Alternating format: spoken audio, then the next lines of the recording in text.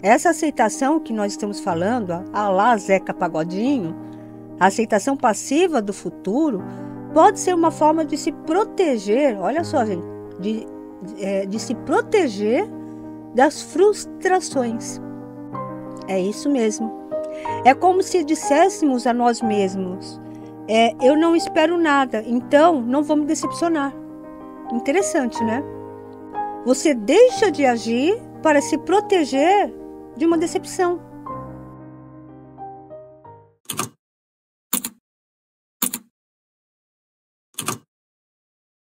Olá, muito boa tarde a você que sintoniza os 95.7 FM da Vibe Mundial. Está começando o programa Mentes Além do Tempo. Eu sou Edgar Bim, psicanalista, filósofo, hipnoterapeuta. Estou aqui ao lado da minha amada esposa, Eliane Bim, que também é psicanalista, é terapeuta holística e é consteladora sistêmica. Boa tarde, Eliane. Boa tarde, Edgar. Boa tarde, querido ouvinte. Seja muito bem-vindo. Querido ouvinte, quando alguém pergunta a você como é que você enxerga o futuro, o que você costuma responder? Você é do tipo que se preocupa com o dia de amanhã ou é do tipo que responde o futuro a Deus pertence? Eu pergunto isso porque hoje nós queremos convidá-lo para uma reflexão bem profunda sobre um tema que impacta diretamente as nossas vidas, que é a maneira como nós enxergamos o futuro. Todos nós, em algum momento, já nos pegamos pensando sobre o que está por vir. E as emoções que esse pensamento desperta podem variar enormemente. Será que você é otimista? Será que você é pessimista? Ou prefere deixar a vida seguir o curso que ela tiver que seguir sem grandes expectativas, né? Bem ao estilo Zeca Pagodinho, deixa a vida me levar? Que em certa medida talvez seja a melhor maneira de viver mesmo, né? Bom, quando nós falamos sobre o futuro, nós podemos identificar 3 atitudes que muitas vezes determinam o nosso comportamento no hoje e que, em alguns casos, são motivo de muito sofrimento. Nós temos, de um lado, o pessimismo, de outro lado, o otimismo e, numa terceira via, a aceitação passiva. Vamos falar um pouquinho sobre cada um deles. Okay. Quando falamos de aceitação passiva, que muitos de nós vinculamos ao famoso, né, refrão da música, como o Edgar falou do Zeca Pagodinho, deixa a vida me levar, esse tipo de atitude pode parecer uma forma de sabedoria prática, um jeito de evitar o estresse, a ansiedade, que vem com as expectativas, né? E como o Edgar disse, em certa medida, isso seria bom, isso seria legal, porque é vivendo hoje, né? Plenamente vivendo o presente. A gente fez um programa aqui, acho que foi semana passada, falando sobre o estado de flow, que é viver em flow que seria o ideal, né? No fluxo da vida. Mas será que é dessa aceitação passiva que nós estamos falando hoje aqui? Será que viver deixando a vida me levar, né, como o sambinha aí propõe, é o caminho mais consciente e saudável? Eu acredito que não, tá? Porque nós não estamos falando da aceitação consciente, né, da resiliência, que de fato a gente deve ter diante dos acontecimentos da vida. Mas a gente sempre diz que para mudar qualquer coisa que não esteja legal na sua vida, o primeiro passo é a aceitação, né? A aceitação daquilo que é, mas de forma consciente e ativa, do ponto de vista da consciência do nosso ser maior. Mas o que a gente está falando aqui hoje é sobre aquela aceitação passiva de forma inconsciente, aquela que a gente deixa a vida nos levar por falta de iniciativa, por falta de ação, por medo da vida, né? Então vamos entender tudo isso. Essa aceitação que nós estamos falando, a lá Zeca Pagodinho, a aceitação passiva do futuro, pode ser uma forma de se proteger, olha só, gente, de se proteger das frustrações. É isso mesmo. É como se disséssemos a nós mesmos, eu não espero nada, então não vou me decepcionar. Interessante, né? você deixa de agir para se proteger de uma decepção. Você se torna apático diante da vida por medo do futuro. No entanto, essa postura bloqueia a nossa prosperidade. Prosperidade em todos os sentidos, tá? Tanto a material quanto a espiritual. Ela bloqueia a nossa verdadeira consciência. Essa postura nos impede de sonhar e de acessar o campo, das infinitas possibilidades disponíveis no universo para todos nós, para cada um de nós. Um dos maiores filósofos da história, Aristóteles, falou sobre o conceito de eudaimonia. Eudaimonia, que é a busca pela felicidade como a realização. Desculpa, gente, a garganta está pegando aqui. Que é a busca pela felicidade como a realização do potencial humano. E sim, gente, a gente está aqui nessa realidade para ser feliz, sim. Embora esta felicidade tenha sido bloqueada pelos programas que foram instalados no nosso subconsciente. A felicidade é bloqueada pelas crenças limitantes que estão armazenadas ali no nosso subconsciente. Muito bem, mas aí tem também o otimismo, né? A postura otimista diante da vida. E o otimismo é a crença de que as coisas vão melhorar, que o futuro reserva boas surpresas. Os otimistas geralmente têm uma visão de mundo mais leve e muitas vezes conseguem manter a motivação mesmo diante das maiores dificuldades. William James, que é o pai da psicologia americana, afirmou: a maior descoberta da minha geração é que o ser humano pode alterar na sua vida completamente, mudar completamente a sua vida, mudando a sua atitude mental. Interessante isso, né? Os pensamentos criam a nossa realidade, né? Hoje em dia, isso é muito falado e, infelizmente, muito pouco compreendido. Então, essa citação nos lembra que o otimismo pode ser uma escolha poderosa capaz de transformar a nossa realidade, e a gente sabe disso, já falamos muito sobre otimismo aqui. A gente sabe que é a qualidade dos nossos pensamentos que determinam a nossa vida. Hoje de manhã eu fiz uma palestra falando exatamente sobre isso, como os pensamentos interferem na nossa vida. Mas será que o otimismo é sempre o caminho correto, o caminho certo? Porque o otimismo inconsciente pode ser tão perigoso quanto o pessimismo, né? O Viktor Frankl, psiquiatra e sobrevivente, judeu sobrevivente do Holocausto, escreveu um livro que se intitula Em Busca de Sentido. E ali tem um trechinho muito interessante em que ele diz: entre o estímulo e a resposta há um espaço. Neste espaço está o nosso poder de escolha da nossa resposta. Em nossa resposta reside o nosso crescimento e a nossa liberdade. Frankl, então, nos ensina que o otimismo, quando é apenas uma negação das dificuldades reais, pode ser extremamente perigoso. O verdadeiro crescimento vem da capacidade de enxergar a realidade, por mais dura que ela seja, e ainda assim encontrar um propósito que nos motive a seguir adiante. Às vezes a pessoa se mostra otimista, mas na verdade ela está negando olhar para algo que precisa ser olhado. E, de fato, isso é muito perigoso, porque quando isso acontece, a gente está excluindo algo. E a gente sabe que para ter acesso à verdadeira consciência, tudo deve ser incluído. Nós não podemos negar nada, gente, porque quanto mais eu nego, mais eu crio aquilo que eu nego. Interessante, né? Mas o que nos interessa hoje é falar com vocês sobre o pessimismo.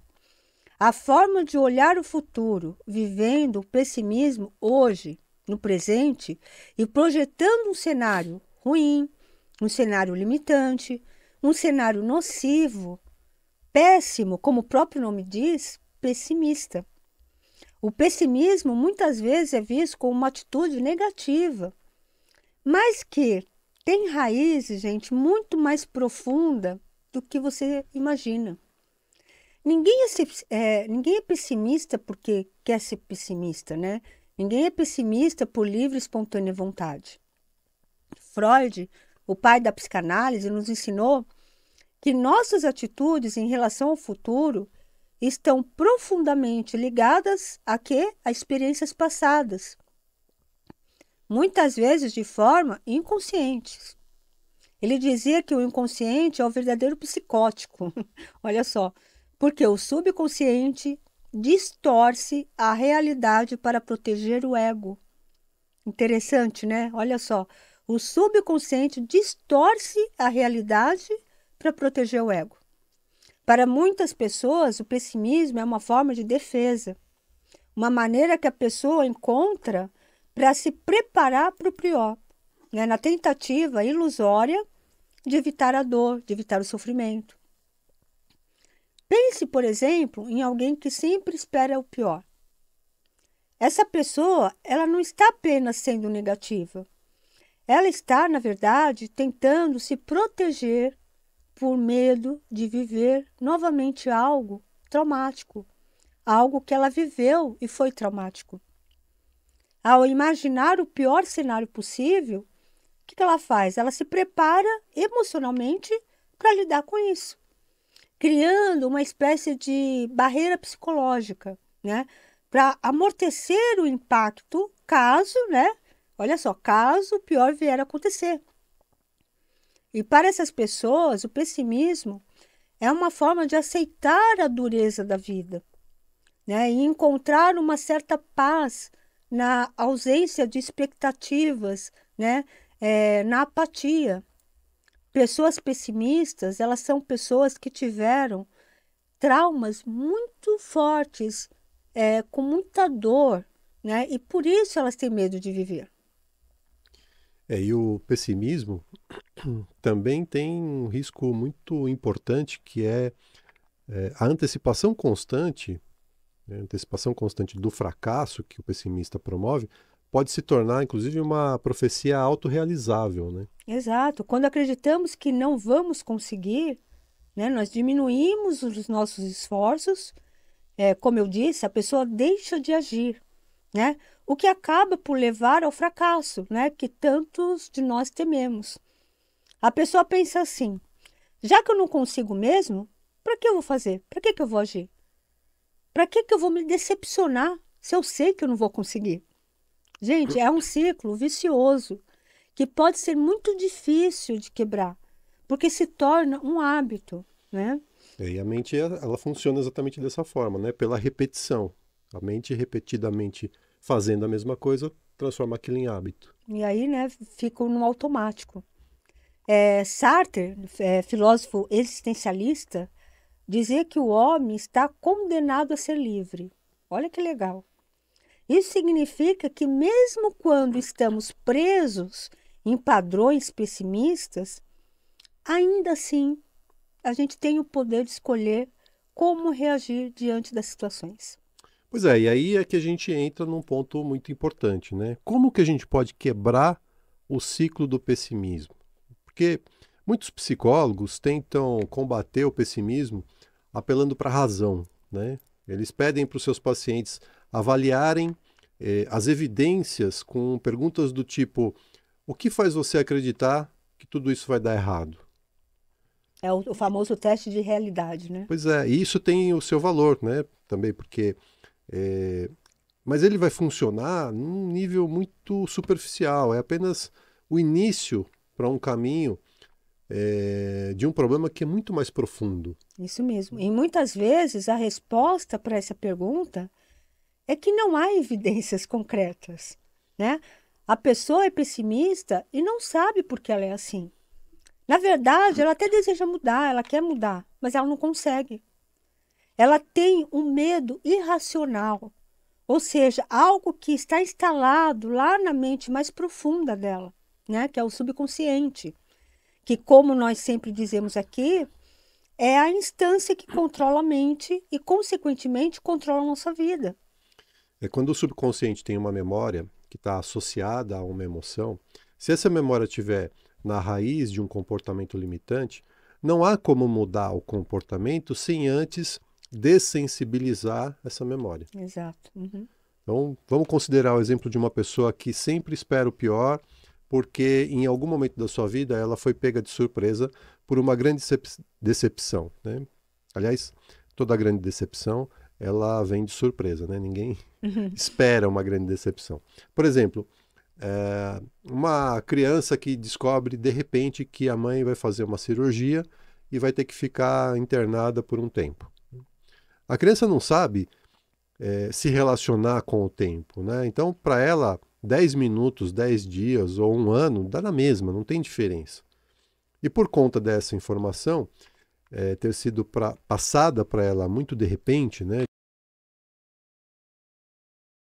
Para que o psicológico da criança pudesse assimilar aquela notícia, e pela mãe ter ficado 10, 15 dias fora, a criança assimila aquela experiência como sendo abandono, né? Ela se sente como se tivesse sido abandonada.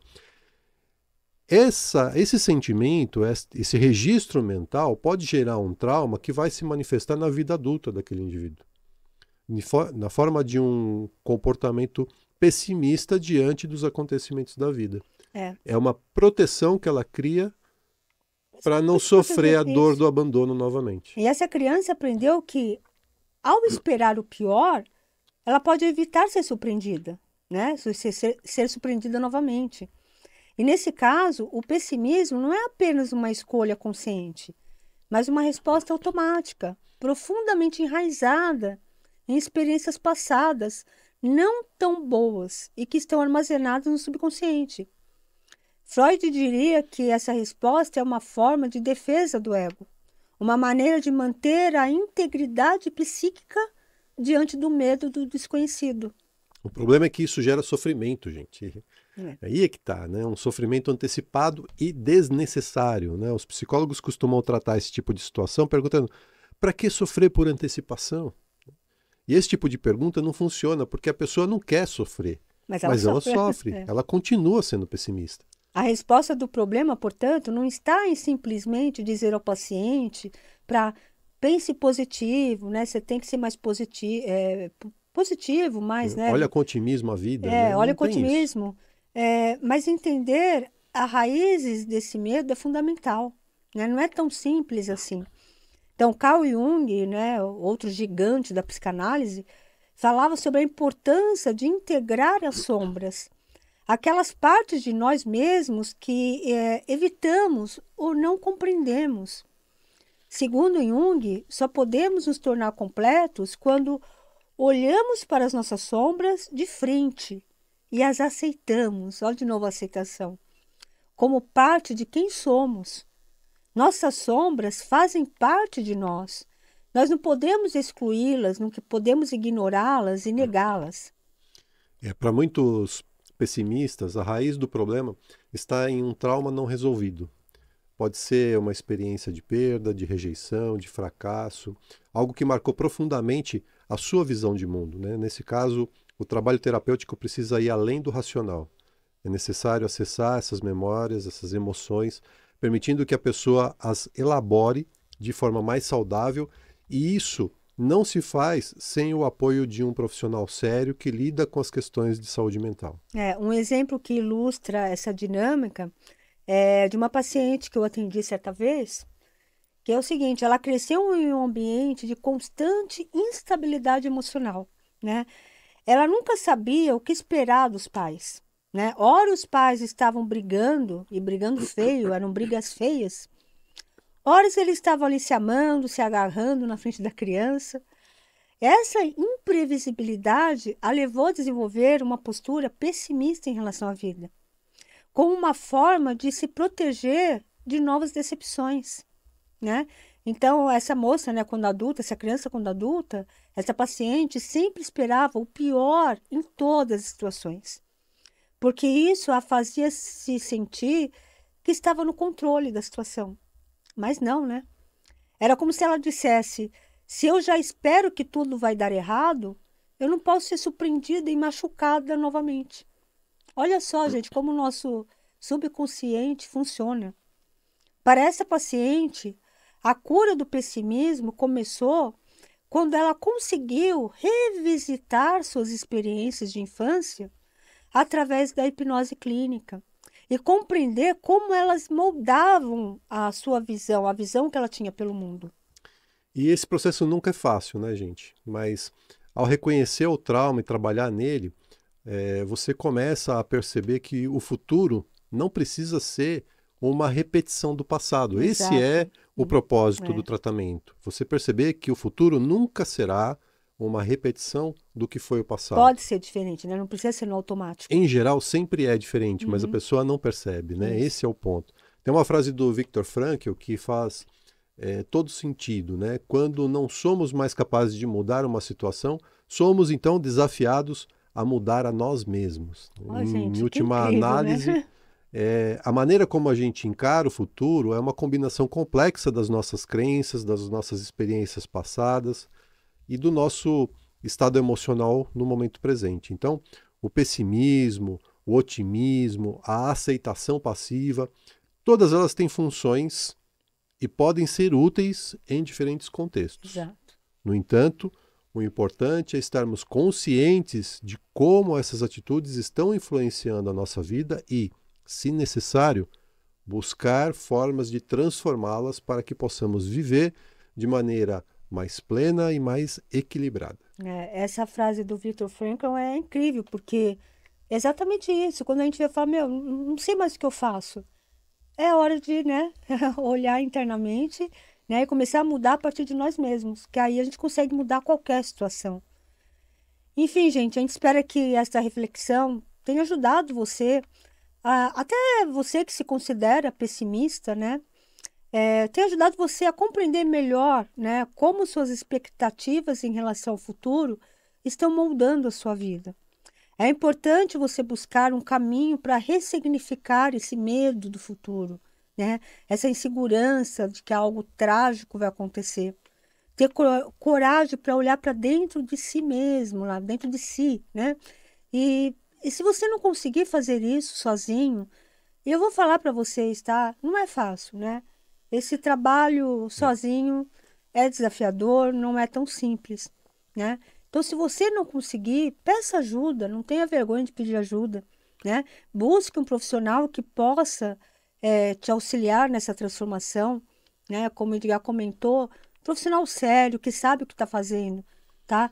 Existem muitos profissionais muito sérios que estão trabalhando hoje aí no mercado para te atender, psicólogos, psicanalistas, Sim, aqui na rádio terapeutas. mesmo, tem tantos comunicadores, né, Agora, que são... se você não tem recurso, não tem condição financeira para bancar um tratamento, entre em contato assim mesmo, negocia, pede desconto, ou, em outros casos, se você não tem dinheiro nenhum, muitas igrejas, muitos centros de auxílio têm esse tipo de serviço. Tem então, muito atendimento invista social nisso. que ajuda, né? Então, assim, de novo, né? Olha a forma passiva de estar diante da vida, né? Então, assim, haja, não tenha medo, vá em frente, busque caminhos. Sempre tem uma possibilidade, aliás, né? Infinitas possibilidades disponíveis para você, né? Mas tem que agir, né? Então, busque isso aí. ajuda. E se você quiser mais conteúdo como o que você ouviu hoje, o que você assistiu hoje, você começa a seguir a gente nas redes sociais. O Instagram da Eliane é o @ElianeBim, o meu Instagram é o @EdgarBim, e você também pode se inscrever no nosso canal no YouTube, lá tem muito conteúdo igual a esse, muita coisa para expandir a sua consciência. Entra lá no YouTube, procura por BIM91, BIM91, se inscreve no canal e ativa as notificações. Para agendar uma consulta com a Eliane, é muito fácil, manda um WhatsApp para ela no 11 9 8420 9959. 11 9 8420 9959. E para agendar uma consulta comigo, você manda um WhatsApp para o 11 9 7563 3113. 11 9 7563 3113. Vamos embora? Vamos embora. Queridos, um lindo final de semana para todo mundo. Queridos, gratidão pela audiência. Tenham todos uma linda e abençoada semana.